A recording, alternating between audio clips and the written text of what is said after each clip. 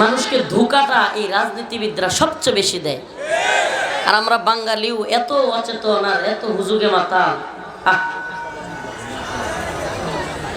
4 বছর 9 মাস দুর্নীতি, সুদ, খুন, ঘুষ, মাইরা খাওয়া, মানুষের নামে মামলা দেওয়া, যা মন চায় এই নেতারা, চেয়ারম্যান, এমপি, উপজেলা চেয়ারম্যান, মন্ত্রী এরা করে। 4 বছর 9 মাস গেছে গা। এখন নির্বাচনের ঠিক আগ মুহূর্তে আর 3 মাস বাকি। কয় মাস? এখন একটা বড় করে সার গরু জব করে এলাকার সবাইরে খাওয়ায় দেয় আর 500 করে টেয়া বড় দিয়ে দেয়। বাস, আমার নেতার চরিত্র। এই আমাদের স্বভাব। আমরা যদি এই নীতি থেকে সরে আসতে না পারি, সামসামির একটা শেষ আছে। বিশেষ করে আপনাদের শেরপুর জেলায় সবচেয়ে কষ্ট লাগে। নালিতাবাড়ি উপজেলায় গেলাম, আগে যেমনিভাবে আরে ভাই দানের লিস্ট হচ্ছে কিংবা মঞ্চে দেন না বাপটা, এখন আপনাদের সামনে আসন গ্রহণ করবেন অমুক দলের তমুক আহ্বায়ক। আবার শুরু হয়ে গেছে গা। ওই আওয়ামী লীগের সামসামি কিছু হুজুর করতো, এখন আবার সেম খালি প্যাটার্নটা পাল্টাইছে। আওয়ামী লীগ যাইতেছে না, এই সামসারি আবার আরেক দলের সামসারি। আমার শুনেন আস্তে, অত ঠিক করার দরকার নেই। আমার সব কথা ঠিক, এমনিও আমি ঠিক কথাই কই, আমি বেঠিক কথা কই, কেউ ডরায় কথা কই না। সামসামির কাম নাই আমার কাছে। আমার দুনিয়ায় আমার সবচেয়ে কষ্ট কি জানেন? আমার সামনে সামসামি, আমার গাছে কেমনি মানে কামড় দিয়ে গিয়া লাগে। আমার সামনে সামসামি করে মানে এত গায়ে লাগে। আমার দৈরে যদি জেলে নিয়ে রিমান্ডেও মারে আমার এত কষ্ট লাগে না। আমার সামনে সামসামি করলে আমার যেই কষ্ট লাগে। কি আশ্চর্য রে ভাই, কি আশ্চর্য রে ভাই। মাদ্রাসা দিনের জন্য, আল্লাহর জন্য এই নেতাগুলো, এগুলো আসলে, এগুলো দেখেন সবসময় আসে না, নির্বাচনের আগে আসে, কিংবা বাপ মা মরে গেলে দেখবেন নেতার মধ্যে বুঝ ঢুকে একটু। বাপ মা ভাই কিংবা সন্তান মরে গেলে এরা দেখবেন আসবে হুজুরদের কাছে। আসে কি আসে না? আসার পরে যদি শক্ত ভাষায় যে আপনি আর দুর্নীতি করবেন না, কারোর উপরে জুলুম করবেন না, 5 ওয়াক্ত নামাজ পড়বেন, এইভাবে যদি কোনো হুজুর সবক দিত, বিশ্বাস করতেন নেতারা ভালো হয়ে যেত। কিন্তু যখন বাপ মরে যায় বা বাচ্চা মরে যায়, আয়ে আমাদের নেতা আসছে, নেতারে বসতে দেও, চা খাওয়াও, পারলে পোলাপান দিয়ে জুতারি খুলে দাও, এরপরে কি নেতা একটু বিল্ডিংটা একটু করে দিয়ে, ব্যাস বিল্ডিং ঠিকই হয়েছে, হেদায়েত চলে গেছে। বিল্ডিং হয়েছে কিন্তু হেদায়েত নাই, হেদায়েত শেষ। ওই যে রসুল বলেছে, ইউশিকু ইয়াতি আলান নাসি জামান লা ইয়াবকা মিনাল ইসলাম ইল্লা ইসমুহু ওয়া লা ইয়াবকা মিনাল কুরআন ইল্লা রাসমুহু মাসাজিদুহুম আমিরাতুন ওয়া হিয়া খারাবুম মিনাল হুদা। আল্লাহ রসুল বলেছেন যে জামানা এমন আসতেছে, ইসলাম থাকবে খালি নাম মাত্র। কি মাত্র? ইসলাম খালি এই যে ইসলাম, ইসলামউদ্দিন থাকবে কিন্তু ইসলামউদ্দিন নামাজ পড়তো না। শরীয়তপুর থাকবো কিন্তু শরীয়ত থাকতো না। কথা কয় না? এরকম অবস্থা হইব। নাম ইমান আলী কিন্তু কাম করে বেঈমানের। আছে না নাই? এই আমনগর এলাকায় ইমান আলী থাকলে আবার হেরে ধরেন না। বলতেছি সব কিছুতে শুধুমাত্র কি থাকবে? এটা ঘটনা মনে পড়ছে। এক লোক তার দোকানের নাম দিছে ভ্যারাইটি স্টোর। কি নাম? Variety store. আসলে ভ্যারাইটি স্টোর এই সমস্ত দোকানগুলোর মধ্যে বিভিন্ন রকমের মালামাল পাওয়া যায়। তো এক লোক, তার নানা এবং সেই দুইজনে মিলে দোকান দিছে, নাম দিয়েছে নানা এবং নাতি ভ্যারাইটি স্টোর। এখন দোকানে এক লোক আসছে চালের জন্য, কয় চাল আছে, কয় নাই। আরেক লোক আসছে ডালের জন্য, কয় ডাল আছে, কয় নাই। কিছুক্ষণ পরে আসছে এক লোক তেলের জন্য, তেল আছে, কয় নাই। তখন ওই লোক শেষে যে আসছে ও সব দেখছে যে চালের লেগে আইছে চাল নাই, ডালের লেগে ডাল নাই, তেলের তেল নাই। এখন সেই লোক একটু খেপে গেছে, বেড়া নাম দিছিস ভ্যারাইটি স্টোর আর দোকানে কোনো কিছুই নাই। করে আর কইও না, আমার নানা যখন বাচ্চা ছিল তখন তো দোকানে সবই ছিল, কিন্তু নানা মারা যাওয়ার পরে জুয়া টুয়া খেললে সব বেচে দিছি। অন খালি নামটাই আছে ভ্যারাইটি স্টোর, কামের কাম কিচ্ছু নাই। তা আমাদের ইসলামের অবস্থাও এমন হয়েছে যে আমাদের নামটাই আছে সাইনবোর্ডে, কিন্তু কামের কাম কিছুই নাই। নেতারারে যদি কন যে নেতা মাদ্রাসায় কোরআন শরীফ লাগবো, কয়টা লাগবো, 10টা, 20টা লয়ে যা। মসজিদের মধ্যে কোরআন শরীফ লাগবো 50টা, কয়েক বেড়া 100 লয়ে যা, টাকা আমি দিতেছি। মসজিদ মাদ্রাসায় কোরআন দিয়া পারলে বইরা ফেলে। কিন্তু নেতারা খালি কন যে নেতা কোরআন খালি মসজিদ আর মাদ্রাসায় ঢুকাইলে হইতো না, কোরআনকে সংবিধান বানাইতে হবে, কোরআনই রাষ্ট্র প্রতিষ্ঠা করতে হবে। দেখবেন জল্লাপুরে সরকার হয়ে যাবো, হুজুররা রাজনীতি করে, রাজনীতি।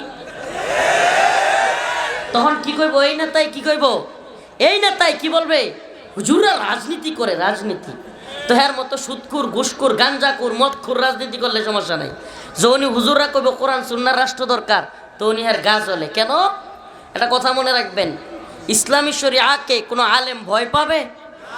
কোরআন প্রেমিক ভয় পাবে? ইসলামী শরিয়ারে তো ভয় পাবে সুদখোর, মদখোর, জিনাখোর, গাঞ্জাখোর, চোর, বাটপার, এরা না ইসলামী শরিয়ারে ভয় পাবে। কোরআনকে যারা ভালোবাসে মুসলমান, তারা কি ইসলামী শরিয়াকে ভয় পাবে? সেই ভ্যারাইটি স্টোরের মুসলমান, জিয়াবের নাম কি কয়, হ্যান্টিশিয়া, জন্টু, মন্টু, রেন্টু, সেন্টু, অভাব নেই। নামটাও ইসলামিক নেই। কাম কি? কাম তো বাকি। বিয়ে বাড়িতে ইসলাম নাই, বিয়ের মধ্যে কোনো কাজ, শুধু এই কবুল, ইজাব কবুল ছাড়া ইসলামের কিচ্ছু বাকি রাখি নাই আমরা। এলাকার ইমাম সাহেব হুজুর গিয়া যদি বলে এই বক্সটা বন্ধ করো, কই ইমাম সাহেব আপনি মসজিদে থাকেন, মসজিদে আপনার বয়ান ভাল লাগে, কিন্তু আপনি আমরা বাড়ির বিয়াতে বলে কি বলে না? এই ইসলাম দিয়া দিন প্রতিষ্ঠিত হবে না, এই মেন্টালিটি দিয়া দিন প্রতিষ্ঠিত হবে না। কেন বারবার এক জালেম যায় আর এক জালেম আমাদের সামনে হাজির হয়? কাহিনী কি? একটার পর একটা জুলুম। এই যে বলছি না যে আমরা আন্দোলন করি, ইসলামপন্থীরা মারা যায় আন্দোলন করে। এদেশের মাদ্রাসা ছাত্ররা জীবন দেয়, স্কুলের যে ছাত্রগুলো জীবন দিছে এটিও তো মুসলমানই, কি কন?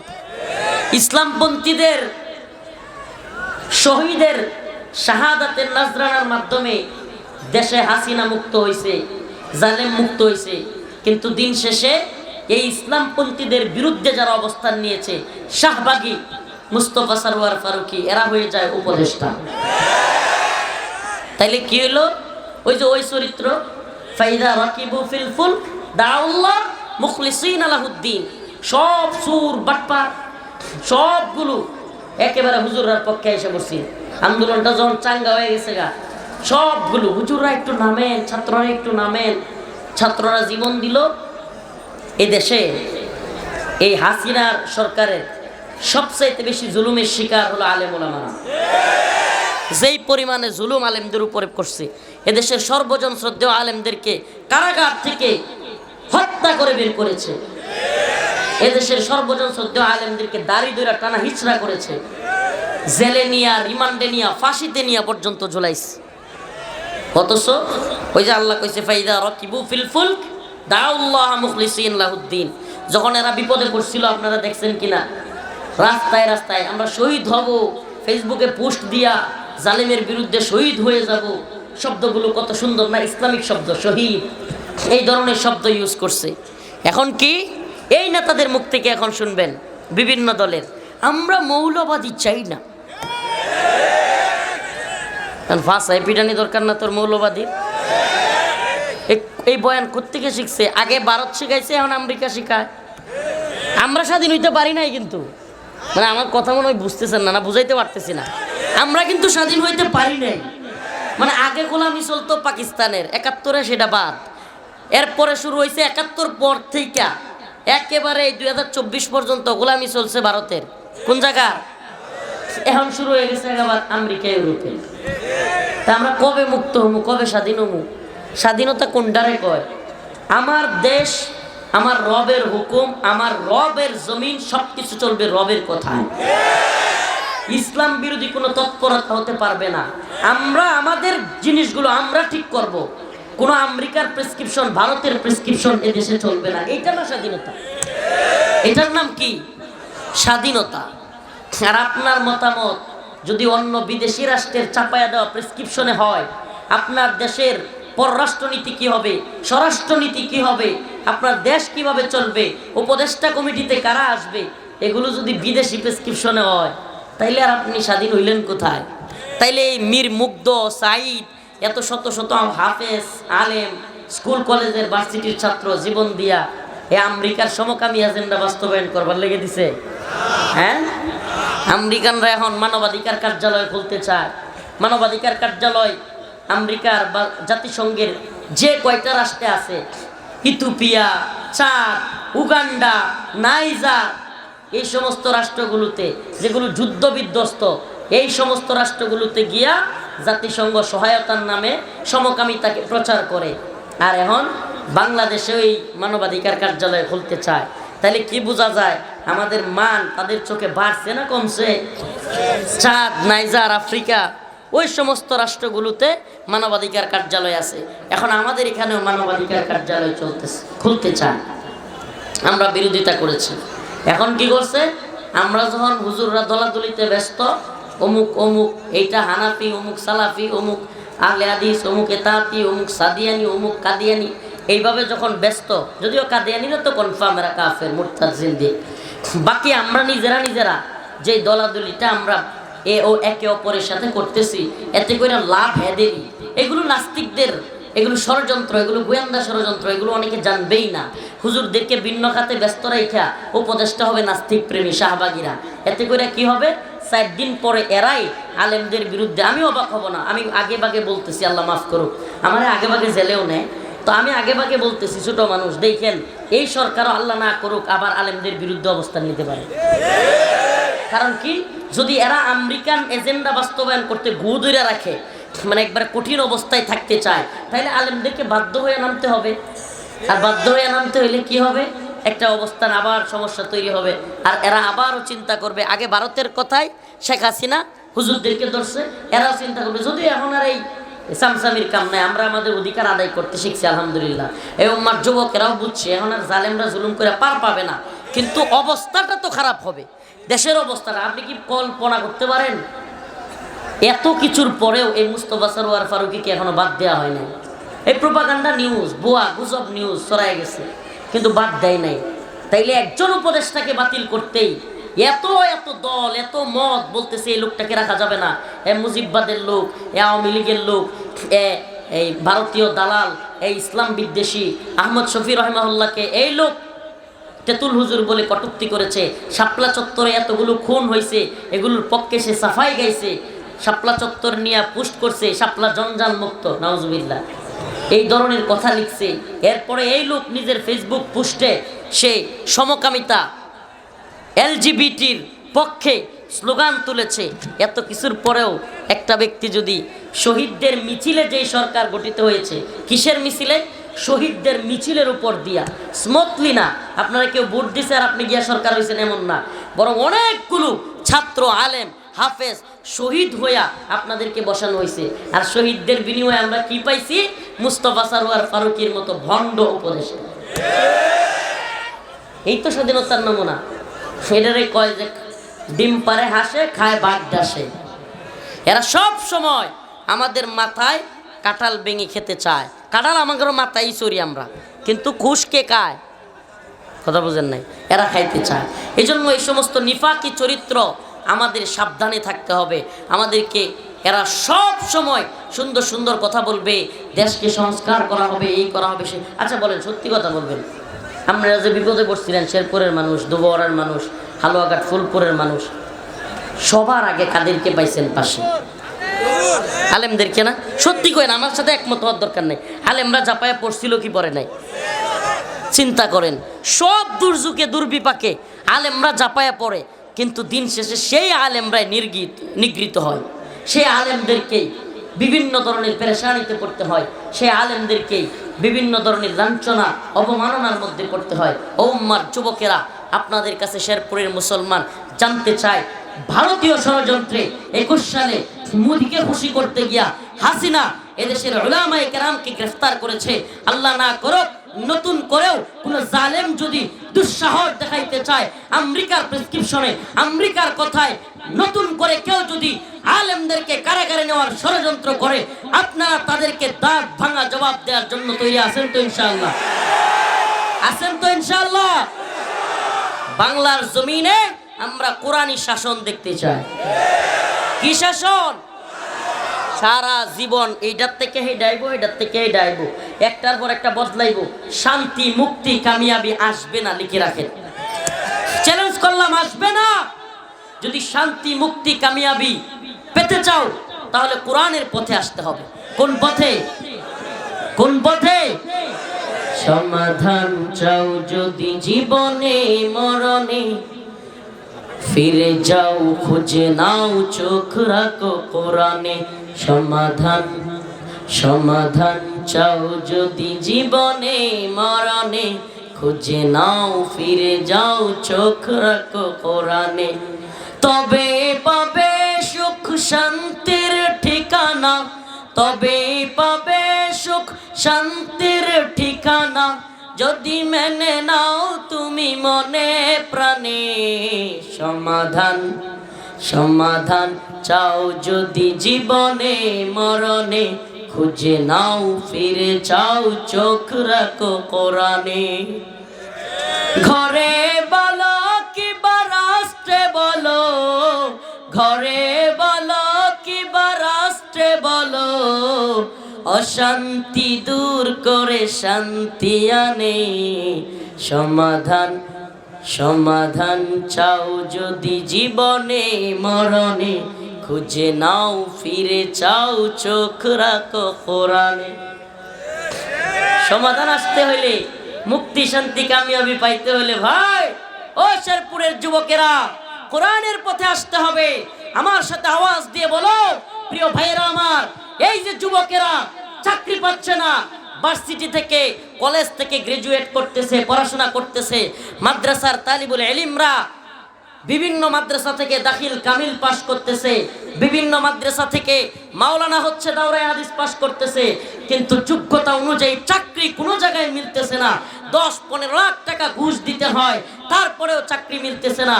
ঘুষের এক অভয়ারণ্য তৈরি হয়েছে। আমি তো বলি এই সবের পিছনে একটাই কারণ, ইসলামী শরিয়া না থাকা।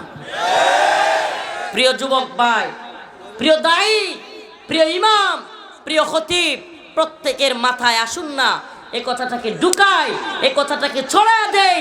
এটা শুধু রফিকুল ইসলাম মাদানির বক্তব্য নয়, প্রত্যেকের বক্তব্য হওয়া উচিত। এই জমিন আল্লাহর, বিধান হবে আল্লাহ। আল্লাহর বিধান হলে কোনো ব্যক্তি ঘুষ খাওয়ার দুঃসাহস করতে পারবে না। কি অবস্থা যুবকের, 25 বছর হয়ে গেছে এখনো বিয়ে করতে পারে না, তার মনের মধ্যে পেরেশানি, হতাশা, চাকরি নাই, কবে বিয়ে করব, চাকরিটাও হচ্ছে না, এলাকায় মানুষ বেকার বলে কোঠা দেয়, মনের মধ্যে কষ্টে ছেলেটা সিগারেট খায়, এমন হচ্ছে। এক পর্যায়ে অনেক ছেলে, অনেক যুবক আত্মহত্যা পর্যন্ত করে। এই যুবকের দায়ভার কার? এই যুবককে বেকার বলার আগে আমাদের গার্ডিয়ানদের লজ্জা হওয়া উচিত, এই সমাজের, এই রাষ্ট্রের, এই সিস্টেমের লজ্জা হওয়া উচিত। তাইলে কেন এই যুবকদের চাকরি হচ্ছে না? হতাশায় নিমজ্জিত যুব সমাজ কেন? কারণ হলো ইসলামী শরিয়া নাই। কথা বলেন না কেন? ইসলামী শরিয়া নাই। আজকে রাস্তায় আমরা বের হই, 2টা-3টার সময় দেখি ফুটপাতে মা পড়ে আছে, তার ছোট্ট বাচ্চাটাকে নিয়ে একবার খেতা টান দেয়, একবার বাচ্চাটারে ঘুরে, আরেকবার তার কাপড় দিয়ে নিজেকে ঘুরতে চায়, ঠান্ডার মধ্যে ছটফট করতেছে। কেন এই অবস্থা? কেন এরা অনাহারে পড়ে আছে? কেন এরা এত কষ্টের মধ্যে? কম্বল নাই, কাপড় নাই। একটাই কারণ, ইসলামী শরিয়া নাই। ইসলামী শরিয়া থাকলে এই ধরনের ভণ্ডামি হইতে পারত না। কেন? এই রাস্তাঘাটের দুরবস্থা, রাস্তাঘাটের ইট, সিমেন্ট, রড খাইয়া নেতারা শেষ করে দেয়, রডের বদলে দিয়া দেয় বাঁশ। তারপরে নিজের বাড়িতে বড় বড় আলিশান বাড়ি করে বউরে চেইন কিনে দেয়। এই নেতারা 1 কোটি টাকার বাজেট, মন্ত্রী মাইরা দেয় 50 লাখ, এমপি মাইরা দেয় আরো 25 লাখ, 13 লাখ খায়লায় উপজেলা চেয়ারম্যান। ইউনিয়ন চেয়ারম্যানে কয় আমি একটু ছাড়া দিয়ে দিই। এই অবস্থা চলছে কি চলে নাই? এই অবস্থার জন্য একটাই দায়, এটা হলো ইসলামী শরিয়া নাই। বুঝেন আমার কথা? মাথায় ঢুকতেছে? বুঝাইতে পারতেছি? একটা কনসেপ্ট মাথায় ঢুকান, আজকের আলোচনা সফল হয়ে যাবে। আমাদের ইসলামী শরিয়া লাগবে, কোরআন সুন্নাহ লাগবে। ও ভাই, মুফতি, বক্তা, শাইখুল হাদিস, কলামিস্ট, বুদ্ধিজীবী, আর্মি, এরপরে সকল দল মিলা আমরা চাইছি ছাত্র জনতা, শিক্ষক সবাই মিলে আমরা চাইছি, আমরা কল্পনাও করতে পারি নাই আল্লাহ পাক হাসিনারে এইভাবে বিদায় করব। কল্পনা করছিলাম? করছে কি করে নাই? সবাই মিলে চাইলে আল্লাহ কয় ইন্নাল্লাহা লা ইউগাইয়িরু মা বিকাউমিন হাত্তা ইউগাইয়িরু মা বিআনফুসিহিম।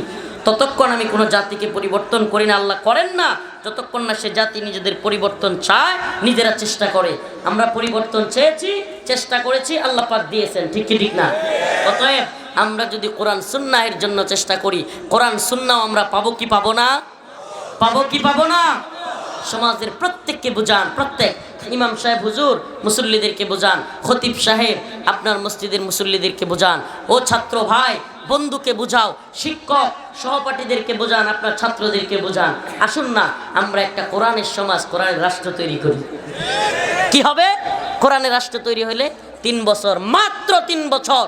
আফগানিস্তানের দিকে তাকায় দেখেন, একটু তাকায় দেখেন, 3 বছরে গোটা পৃথিবীর, মোবাইলে পারলে এখন নেটে সার্চ দেন, গোটা পৃথিবীতে সবচাইতে পাওয়ারফুল মুদ্রার নাম হলো আফগানি মুদ্রা।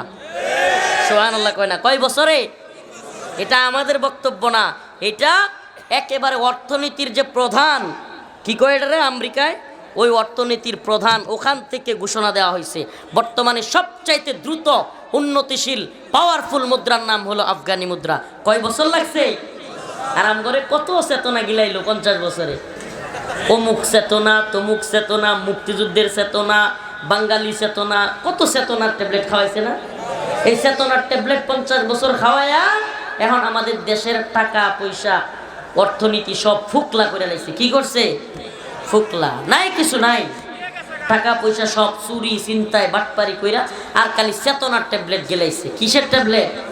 এই চেতনা। এই চেতনার ট্যাবলেট গিলাইতে গিলাইতে কয়েকদিন আগে পত্রিকায় দেখলাম 4,500 কোটি, এই 1 কোটি 2 কোটি না, 100 কোটি 200 কোটি না, 4,500 কোটি টাকা খরচ করছে খালি বাপের মূর্তি আর ভাস্কর্য বানাইতে।